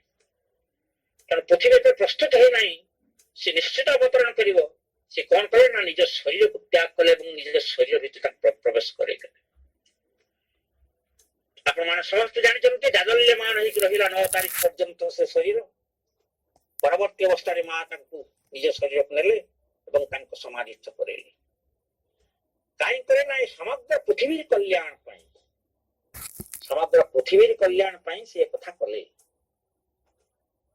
ତେଣୁ ଆମର ସେଇ ଭାବ ଆସିବା ପାଇଁ ଆମ ଭିତରେ ଆମେ ପ୍ରସ୍ତୁତ ହେଇପାରି ନାହିଁ। ଭଗବାନଙ୍କୁ ଧାରଣ କରିବା ପାଇଁ ଆମେ ପ୍ରସ୍ତୁତ ହେଇପାରି ନାହୁଁ। ସେଇ ପ୍ରସ୍ତୁତି ପଥରେ ଆମର ଯାତ୍ରା। ଯେପର୍ଯ୍ୟନ୍ତ ପ୍ରସ୍ତୁତ ହେଇନାହୁଁ ସେ ପର୍ଯ୍ୟନ୍ତ ତାହା ମରିଚିକା ସଦୃଶ, ତାହା ସେ ଆଶୀର୍ବାଦ ବା ସେ କରୁଣା ଆମକୁ ପ୍ରାପ୍ତ ହେଇପାରିବ ନାହିଁ। ତେଣୁ ସେଥିପାଇଁ ଆମକୁ ପ୍ରସ୍ତୁତ ହେବାକୁ ପଡିବ। ଆମକୁ ଏଇ କାର୍ଯ୍ୟଧାରାରେ, ଏଇ ସାଧନାରେ ବ୍ରତୀ ହେବାକୁ ପଡିବ, ଯାହା ମାଧ୍ୟମରେ ଆମେ ଏ ଜନ୍ମରେ ହଉ ବା ପରଜନ୍ମରେ ହଉ ସେ ନିଶ୍ଚିତ ଭାବରେ ଆମେ ସେଇଠି ପହଞ୍ଚି ପାରିବା, ଏଥିରେ ସନ୍ଦେହ ନାହିଁ। ତେଣୁ ଆମକୁ ଏଇ ସାଧନା ଜାରି ରଖିବାକୁ ପଡିବ। ଏଇ ମରିଚିକା ଦିନେ ନିଶ୍ଚିତ ଭାବରେ ଦୂରୀଭୂତ ହବ ଏବଂ ଆମେ ଠିକ ସତ୍ୟ ପାଖରେ ପହଞ୍ଚି ପାରିବା। ମରିଚିକାଟା ହଉଛି ମିଥ୍ୟା ଜିନିଷଟା, ସେଠି କିଛି ନଥାଏ। ମରୁଭୂମିରେ ବହୁ ଦୂରକୁ ଲକ୍ଷ୍ୟ କଲେ ଦେଖାଯାଏ ଜଳାଶୟ ଅଛି, ପଥିକ ତୃଷାର୍ତ୍ତ ହେଇକି ଧାଏଁ ସେଇ ଆଡକୁ, କିନ୍ତୁ ସେଠିକି ଯିବାକୁ କିଛି ନାହିଁ, ପୁଣି ଆହୁରି ଆଗକୁ ଦେଖାଯାଏ। ସେଇଭଳି ଆମେ ଯେତେ ପର୍ଯ୍ୟନ୍ତ ଏଇ କାମନା ବାସନା ଭିତରେ ଜଡିତ ହେଇକି ରହିଥିବା, ଯେତେ ପର୍ଯ୍ୟନ୍ତ ଭିତରେ ଆମ ଭିତରେ ସରଳତା ଆସିନଥିବ, ଧୈର୍ଯ୍ୟଶୀଳତା ଆସିନଥିବ, ସହନଶୀଳତା ଆସିନଥିବ, ଭଗବାନ ପ୍ରତି ଅତୁଟ ଶ୍ରଦ୍ଧା ଭରସା ନଥିବ, ସେ ପର୍ଯ୍ୟନ୍ତ ଆମକୁ ମରିଚିକା ସଦୃଶ ଲାଗିବ। ଯେତେବେଳେ ଆମେ କେବଳ ଭଗବାନ ବିନା ଆଉ କିଛି ନାହିଁ, ଅନଲି ଟ୍ରୁଥ, କେବଳ ସତ୍ୟ, କେବଳ ଭଗବାନ ଅବସମ୍ଭାବୀ, ଭଗବାନଙ୍କ ବିନା ଏ ସଂସାରରେ କିଛି ହଉନାହିଁ, ଆମେ କେବଳ ଭଗବାନଙ୍କ ଉପରେ ଭରସା ରଖିପାରିବା, ଯେବେ ପାରିବା ସେତେବେଳେ ସେଟା ସତ୍ୟରେ ପରିଣତ ହବ, ଆଉ ମରିଚିକା ଆମକୁ ବାଧିବ ନାହିଁ। ଆମର ଭାରତୀୟ ସଂସ୍କୃତିର ବହୁ ନଜିର ଆମ ପାଖରେ ସବୁ ଅଛି। ଯାହା ବି ହଉ ଆଉ ତ ସମୟ ହେଇଯାଇଛି, ଆମେ ଏଇଠି ବାଣୀକୁ ବିରାମ ଦଉଛି। ବନ୍ଦେ ମାତରମ୍। ବହୁତ ବହୁତ ଧନ୍ୟବାଦ ଭାଇ। ସୁନ୍ଦର ଭାବରେ ଭାଇ ତାଙ୍କର ଦୀର୍ଘ ଅନୁଭବରୁ ଆମକୁ କହିଛନ୍ତି। ଆଉ ବାସ୍ତବରେ ଭାଇ ଯେତେବେଳେ ଆଲୋଚନା କରନ୍ତି ମତେ ଲାଗେ ଯେମିତି ଜଣେ ବୈଦିକ ଋଷି ଯିଏକି ସଂସାର ଭିତରେ ସବୁ କର୍ମ ଭିତରେ ଭଗବାନଙ୍କୁ କିପରି ପ୍ରତିଷ୍ଠା କରି ପାରୁଛନ୍ତି ବା ତା ପାଇଁ ପ୍ରଯତ୍ନ କରୁଛନ୍ତି, ସେଇଭଳି ଶବ୍ଦ ତାଙ୍କ ମର୍ମରୁ ଆସିଥାଏ, ତାଙ୍କ ହୃଦୟରୁ ଆସିଥାଏ ଯେମିତି। ଆଉ ତାଙ୍କ ଆଲୋଚନାରୁ ଆମେ ଏଇଠି ନିଶ୍ଚିତ ଗୋଟେ ସୁନ୍ଦର କଥା, ମୋର ଗୋଟେ ଗୀତ ମନେ ପଡୁଛି, ଗୋଟେ ଜଗନ୍ନାଥ ଜଣାଣ ଥିଲା, ମତେ କରିଦେ ତୋର କିଣା ଚାକର, ମତେ କରିଦେ ତୋର କିଣା ଚାକର, लोड़ा नहीं तो कर्म रे, लोड़ा नहीं तो कर्म रे, व्यसन मोर मते करी दे तोर किणा चाकर। अर्थ आमे जेମିତି भाई कहते सर्भेन्ट टी ହେଇଯିବା ता अपेक्षा माँकर गोटे बाणी अच्छी कहते सर्भेन्ट हवा अपेक्षा तू स्लेव टी ହେଇପାରିବୁ କି माने दास टीए पूरा माने तू मोर किणा चाकर पूरा ताने तोर आउ किछि बोली इच्छा नाही अधिकार नाही बा तोर किछि नाही तू किछि नुह तू मो हातर मु गोटे माने पुतलिका भଳି हबु आउ मु तो जेमिति व्यवहार करिवि सेमिति व्यवहार तो हेबु पुणी कौ भଳି पुतलिका ना कहवा सक्रिय पुतलिका जे कि जानुथुव हाँ मते से व्यवहार करुछंती मु जानिछि कारण आमे अनेक अज्ञातरे मध्य एई कार्यटी करूछु आमे अनेक जेते किछि पाठचक्र लोक अछु बा अन्य माने भी अनेक जानुचंती भगवान सब करूचंती तथापि जानी सुनी कि अनेक अजणा भावरे बा केमिति के जानी चेई सुइथिबो जे ताकू उठे खइबो किए भଳି आमे गुड़ खसे दो आमे से कथा को पुणी अबाटरे अघाटरे पुणी जीवा भଳି कथाटी करू कारण आम पाखरे आत्मनिवेदन आत्मदान आत्मोत्सर्ग बा आत्मनिर्माण उन्नयन एगुड़िक कहीं केजाणी से संभव हो पारे माने सक्रिय हो पारे आउ जाफल कि बड़ बड़ साधक मैंने एभली अवस्था पड़ते आम जो विश्वामित्र कथा जदि कहवा स्टोरी भी आप जानी से किपर 100 पुओ को हत्या कर पकई वशिष्ठकर एवं बारंबार से जो कामधनु हारी से किपर निजक जड़े एत बड़ क्षत्रिय राजा हारुची सी कहीं माने आत्ममंथन कर बुझे जे बोधे गोटे सामान्य बाबाजी पाखे मुझे हारी पारुची बा गोटे गाय किपर एत कथा करें कौटी रहस्यटा अच्छी तेणु से ब्रह्म तेज बा ब्रह्म शक्ति टी संग्रह करने से समग्र जीवन को लगे देती से विश्वामित्र कह जाए विश्वर मित्र अर्थ से विश्वर विभिन्न प्रकार शक्ति सामर्थ्य को हासिल करने से विभिन्न भारतर विभिन्न कोण अनुकोण साधना करते आम जाचु से तथापि किपर निज पाद खसे दूसरे बारंबार मेनका उर्वशी एम पाल से बारंबार पड़ जाते तेणु आमे माने भाई जमी कहले प्रस्तुत हो पारुनु संपूर्ण भाव में आम निजर अहंकार त्याग कर पारुनु बा निजर व्यक्तित्व को सेपरी हाथ में आम सरल भाव में बिली छुआ भली निजक दे पारुनु जहाँफल कि समस्या अच्छी यदि आम पुथी पुराण में अनेक उदाहरण भाई जमी कहीदे सब माने प्रहलाद कथा कृष्ण कथा बा द्रौपदी कथा ये बहुत कथा अच्छी मीराबाई कथा जाचु जे से जीवन में अलौकिकता देखा देछि कारण से समर्पित हो जाते आम जदि सेमती आहरी बहुत कथा अच्छी माने जगाई माधई समय कथा तेणु आम जदि सेमती निजको से सक्रिय भाव में कर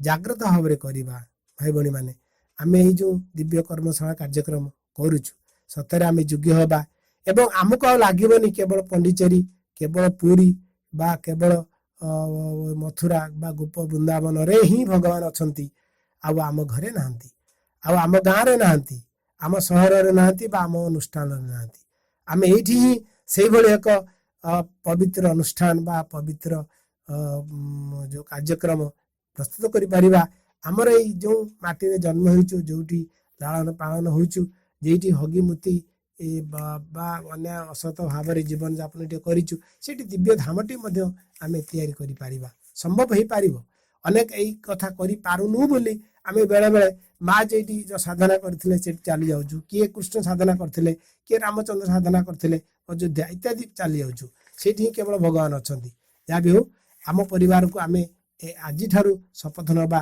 एवं निज भितर प्रतिज्ञा करिबा आमे निजे ही उठिबा एवं आमर पाख पड़िशा निज बंधु बांधव एवं अन्यान्य आम देश पर्यंत मध्य ए कार्यटी को सहज भाव में सुंदर भाव में आम किपरि करि परिबा तबे ये समय होइछि तेणु यही समर्पणर पर्व को ये आम माँ पाखरे मातृ नाम जप करी कम वर्तमान कार्यक्रम अब्याहत नबा समस्ते निज जगार माँ नाम जप करवा मा मा मा मा मा मा मा मा मा मा मा मा मा मा मा मा मांकर जय हो मांकर जय हो मांकर जय हो मांकर जय हो मांकर जय हो। वंदे मातरम, वंदे मातरम, वंदे मातरम।